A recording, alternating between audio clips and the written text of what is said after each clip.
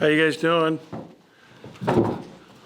I just wanted to do this as we do every year at the end of the school year, just to kind of get ready for summer. And I was excited about how we finished our season. When you look at it, it gave us some real momentum going into this year coming up, which is the whole purpose of the NIT tournament. And really excited about the signees that we had this spring, and think we have a lot of momentum as we go into this new year. I mean, the one question mark we have is that DJ Stewart has his name in, and we'll be going through the process of the NBA draft, and that is something that we won't know what his final decision is, probably sometime in July. And then we do have one scholarship available that we'll be looking to fill here over the course of the next month or so. Questions? We'll go ahead and get questions started today with Garrett. Garrett, go ahead. Hey, Ben. Obviously, the interest that you guys had in Garrison when he was a senior in high school was pretty significant. So how exciting is it to add him to the fold, and he's finally going to get to play in front of Mississippi State fans? I'm really excited about Garrison. He's a great kid. When I first arrived here at Mississippi State 6 years ago, we started recruiting him. He's a very good player, had a great career at University of North Carolina. I think he's going to grow and continue to expand his game here. The one thing I loved about him when he was in high school was that he shot really well from the perimeter and was a very good three-point shooter.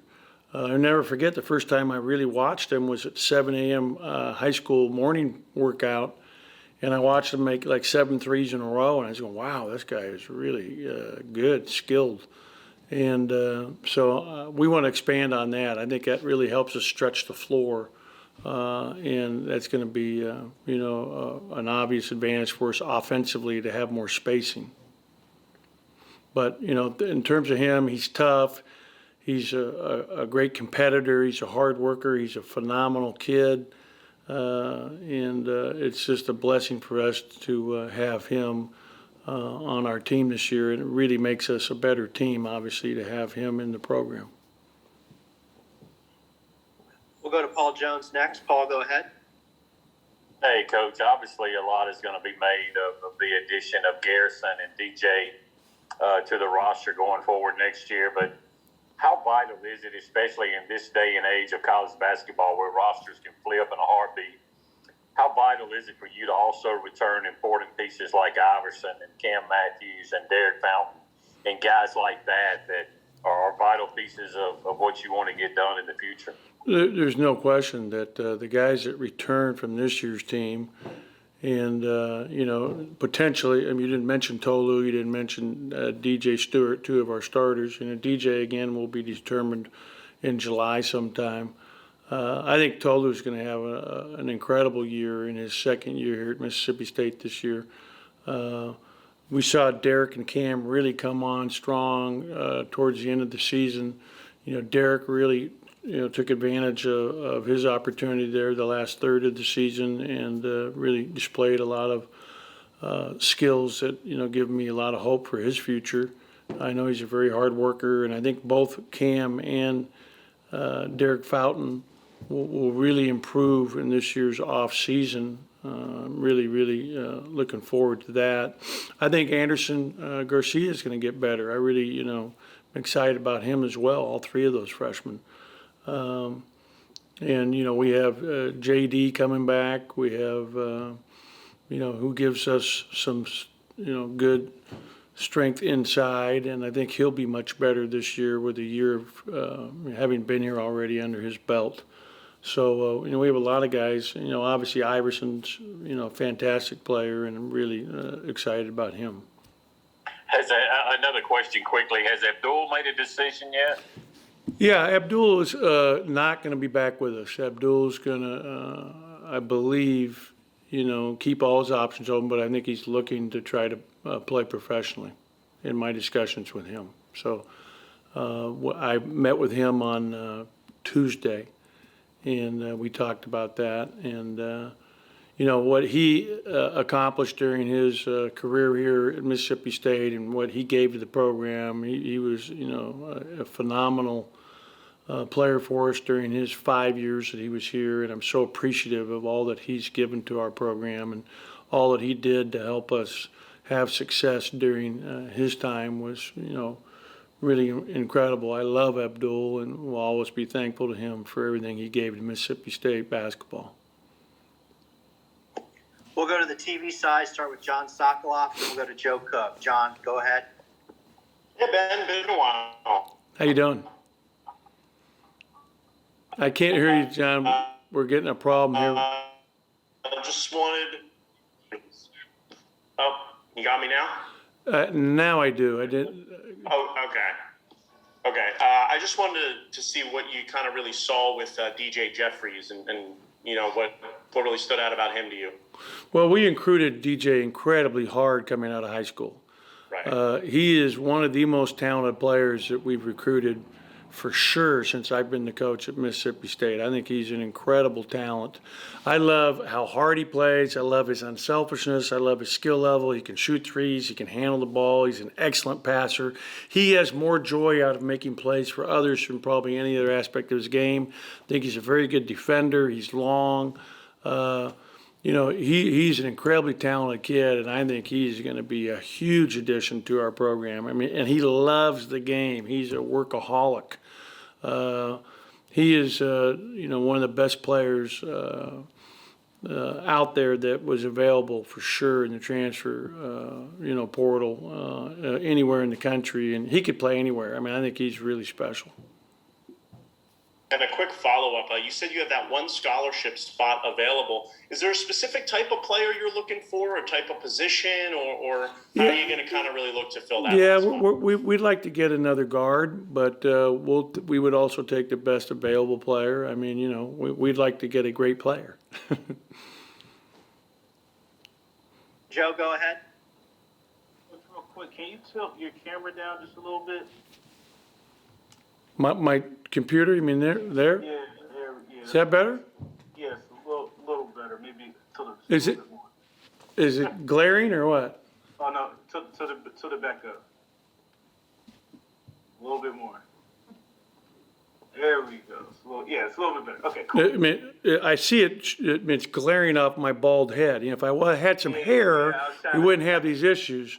Maybe I can put this cap on my head or put a little yarmulke. Put this yarmulke here for you, and that might work for you. I don't know. Okay, cool. Well, first, what's it like just getting, when it comes to the transfer portal, talk about just getting guys on the back end of their career. Like you say, you mentioned that you recruited DJ Jeffries hard out of high school. I know Garrison has that connection as well to the program. As a coach in recruiting, is it like if you miss a guy in high school, it's like, well, we may get him in a couple years now because of the portal? Well, I don't think that. I mean, that's always been the case. It's always been true that's happened in the past. I mean, in other words, those guys in the portal for us were much different than a lot of these other kids in the portal where it's just cold turkey. You had no relationship with them. You're trying to recruit them for the first time. We had relationships with both those kids because we recruited them incredibly hard in high school.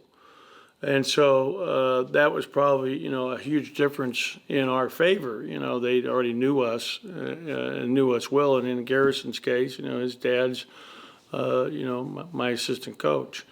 But DJ's a Mississippi kid from Olive Branch and, has a high school teammate on the team. That's a little different than your normal transfer portal. The transfer portal thing is just, unbelievable how now you're seeing so many people putting their name in. It's changing the whole face of college basketball at this point. And a quick follow-up, that goes into my next question. With that new transfer rule that now those kids can go and be available immediately, how does that change things for you from a recruiting level? Are you a fan of it? Do you like this for the kids that they have even more mobility and how it can affect your roster? You can get a guy right away. I honestly don't like it. I think the way we had it before, I think you're going to see you're seeing kids transferring that were, starters averaging 17 and 8. I mean, you're seeing guys transfer because it's like a cool thing to do now versus, it was made, primarily so kids that weren't playing in a program could have a chance to go somewhere. That I understand.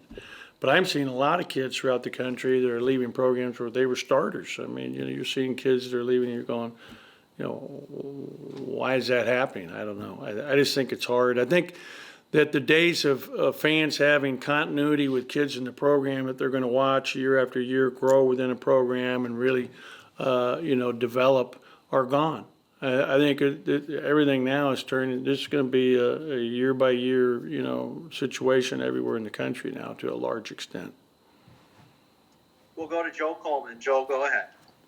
Hey, Ben.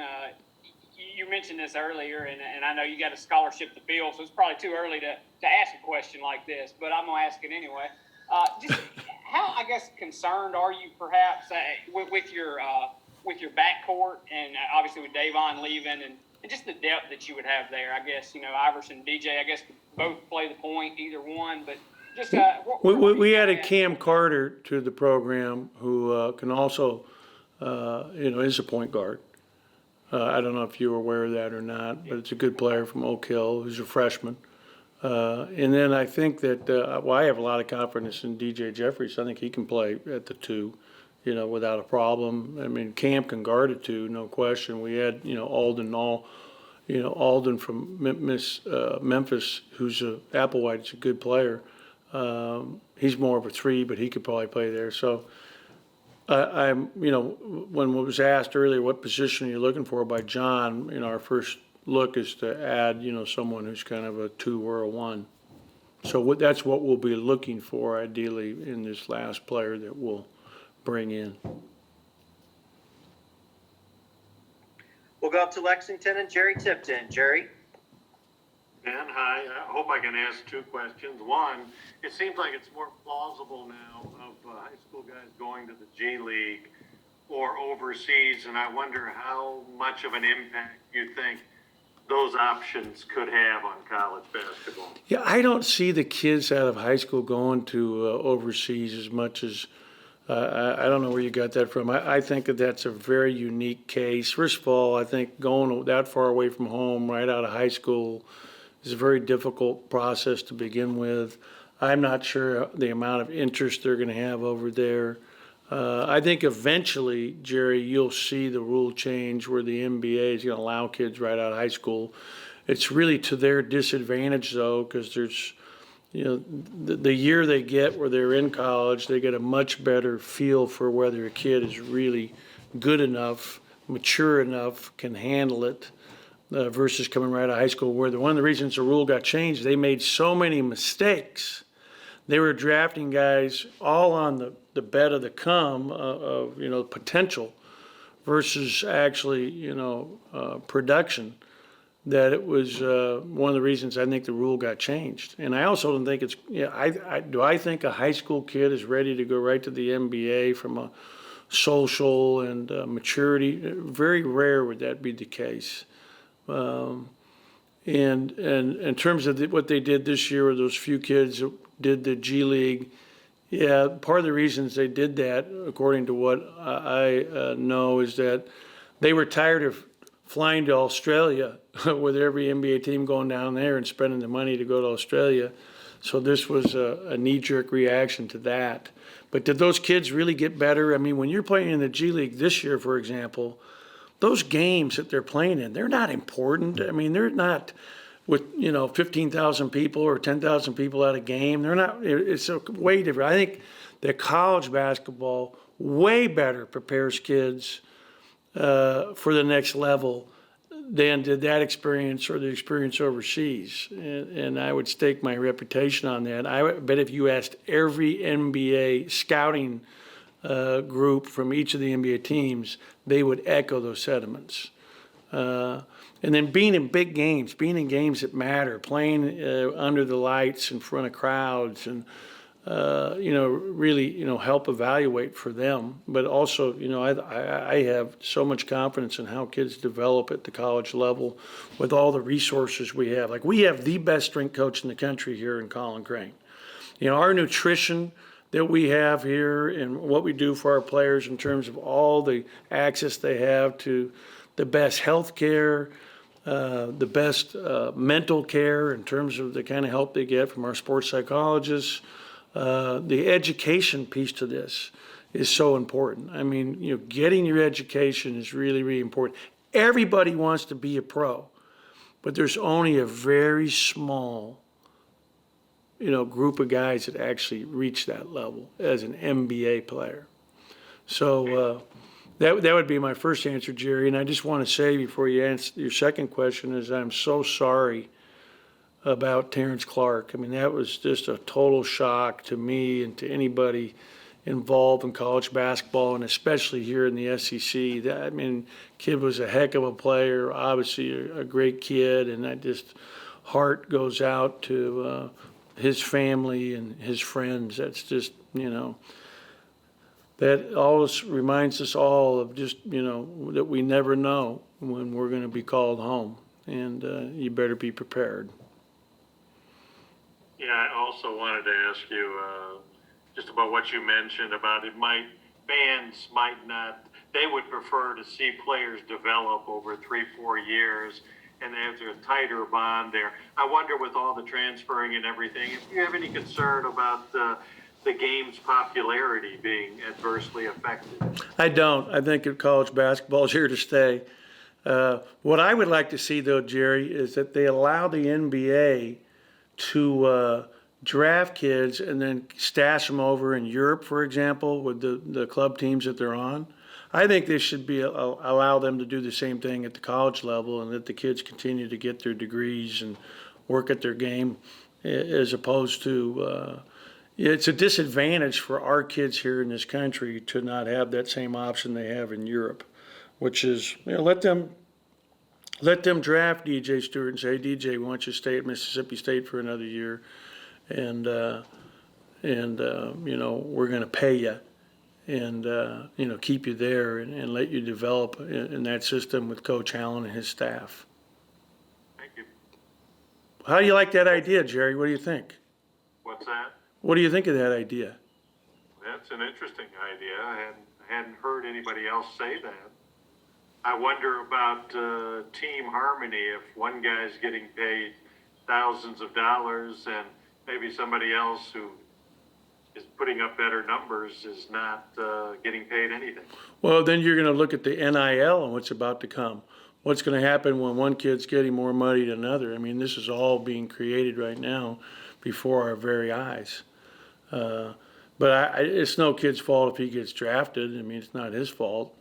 He's being paid from an outside entity. He's being paid by the NBA. I mean, I think it would work myself, and I think it'd be better for those kids to continue their education and play at this level, and then let them receive that money, and then let the NBA team decide what they do at the end of that year. I kind of like that idea. Thanks. Okay. We'll swing it back to Paul Jones and then Garrett. Paul, go ahead. Coach, you mentioned the familiarity you guys have with Garrison and DJ after recruiting them in high school. And, of course, sometimes you also worry about bringing in new transfers in the chemistry. From that standpoint, how much does that also help that obviously DJ played with Cam in high school? I think he played AAU ball with Cam and Fountain. Garrison's very familiar with a lot of your players, Tolu, DJ, and Molinar. How much does that help from a chemistry standpoint? You know what I think helps most is they're really good players and they're great kids. As I mentioned, I think DJ Jeffries gets more joy out of making plays for others than in any other part to his game. I'm going to have to yell at him to shoot more, which is a great problem for a coach, instead of, shoot less. Garrison is the same exact guy. He is all about winning. These are great kids. Those two guys are absolutely, totally get it. And, so to have them as your teammates coming in, like, for example, when you watched our game against Memphis State, they were double teaming Molinar and Stewart every time they got it and leaving guys wide open that they didn't respect as offensive players. That's not going to happen now, which is only going to help those other guys that are on the floor with those two. So they make everybody better by just being out there. And they're wonderful young men. So, I mean, I think it makes our chemistry better. And, we have a chance to be a good team this year. So I'm really excited. I am thrilled about the prospects. I would tell you this. Joel, are you still on the line there, Mr. Coleman? Yeah, I'm here, Ben. I'm feeding a baby though, so I cut my camera off, but I'm still here. Well, we don't mind. We can watch. But I want to tell you, Joel, I want you to quote me. Buy your season tickets now. Get on board now. We're going to be good. This is going to be fun. The hump's going to rock. Coach, a real quick follow-up question, and you may not be able to answer this, but besides the Minnesota game, anything you can say about the schedule next year that you're looking at, or Yeah, we're looking to go to the Bahamas and play in a tournament with Maryland, North Carolina State, ourselves, and one other.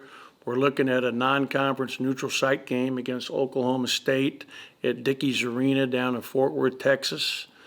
Both those games are in the works. Both those tournaments are in the works. We have Minnesota here, and then we obviously have the Big 12 Challenge on the road. So those are 5 high major games that we will have on our schedule in the non-conference. Go ahead, Garrett. We have time for a couple more. Hey, Ben, circling back to Garrison for a minute, how much excitement have you seen from his dad that he's going to be able to coach his son for this year in college basketball? Yeah, I mean, they have a special relationship, father-son, and I'll let George answer that at some point. I'm more than happy to have you speak with George and or Garrison.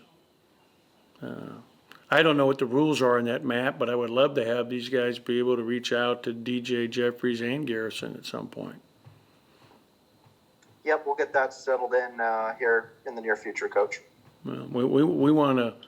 I mean, I want this to be a really, really fun opportunity for all our fans to get to know these kids, and it's only going to, we need to have the hump back. So many things are exciting. Obviously with the COVID thing improving, I can't wait to get the hump rocking again. This was a tough year, both at home and on the road, to have limited number of people in the buildings that we played in. It's so fun. Such a great part of the game is when we're in a packed arena, whether you're at home or on the road. It just makes it so much fun, the energy in these buildings, and I can't wait to get that back. I was at our baseball games on last Friday and Saturday here against Ole Miss, and that was so much fun. Man, was that great. It was phenomenal to be here and to see the energy and to see those games was just incredible again. It made me feel so excited. All right, our last two, we'll go to John and then back to Joe on the TV side. Ben, you mentioned Terrence Clark a little earlier. Have you reached out to John Calipari and sent your condolences or spoken to any of those guys? I have not, but I feel horrible for the kid and his family. I just think it's really, really. I had my first year in coaching at Northern Arizona. In February of our first year, we lost our best player in a car accident, Brad Snyder. And that was the worst thing I've ever had to go through as a coach in my coaching career of 37 years. I mean, that was a great kid, phenomenal family. How that affects, them and it affected our team. And of course, the young man that passed away, it's a brutal experience. And so I've dealt in something of that nature, and it's just really, really hard. And you pray about it, and it just makes no sense. But I really feel for that kid and his family, and it's just awful. Joe, go ahead and wrap us up. Yeah, Coach. kind of bring it back to the court. I was wondering, how much of the tournament did you see, especially, going to the championship? I guess, how would you assess the tournament? And I guess, like you said, you believe the team's going to be really good. How do you feel like, this new team can, get in the tournament and, make some noise next year, given how this year shaped out? I watched the tournament in detail as much as I could. In fact, when we were done with ours, I watched all the games in detail, and I thought the NCAA did a great job putting it on in Indianapolis, keeping everybody safe. I thought they really handled it well, and it was obviously weird not to have, fans there, not to have the hoopla and the energy surrounding a normal Final Four, which I've been to and been a part of myself. But I'm looking forward for that to come back for the NCAA tournament next year as well. But I thought it was really well done, high-level games, a lot of great upsets. I mean, the media had to love it. I think that we have a great chance to be a tournament team this year, and I think our league is going to be really up. When you look at who's, getting it done recruiting-wise in our conference, it's amazing. Some of the players are coming to the SEC, and so when you look at our league's going to be really up. Our league is going to be really good this year. We're going to get 7 or 8 teams in the tournament out of our league this year.